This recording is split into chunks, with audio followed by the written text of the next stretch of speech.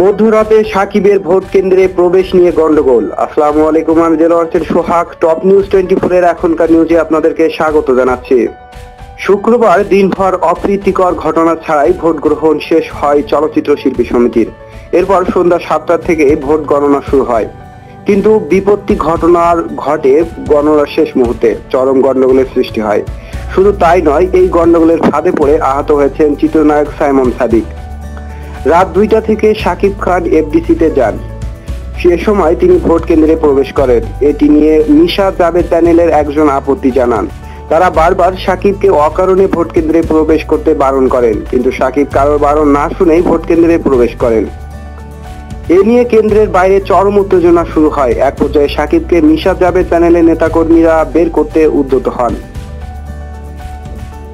শাকিবকে বের হয়ে আসতে বলে বাইরে থেকে চেয়ার ছুঁড়ে মারতে থাকে অনেকে। এরই মধ্যে গেটের বাঁশ পড়ে সাইমনের মাথায় আঘাত লাগে এবং তিনি আহত হন বলে নিশ্চিত করেছেন চিত্রনায়ক নীরব। তবে তা গুরুতর কিছু নয়। জানা গেছে, হট্টগোলের এক পর্যায়ে শাকিব খানকে ভোট কেন্দ্র থেকে বের করে আনেন মিশা সওদাগর। এ সময় তাকে ধাওয়া করে মিশা জাবেদ প্যানেলের বেশ কিছু নেতাকর্মী। তারপর মিশা পুলিশের সহায়তায় শাকিবকে তার গাড়িতে তুলে নিয়ে যান। এই ঘটনার পর এফডিসিতে সুশাসন নীরবতা বিরাজ করছে, তবে বর্তমান পরিস্থিতি শান্ত রয়েছে।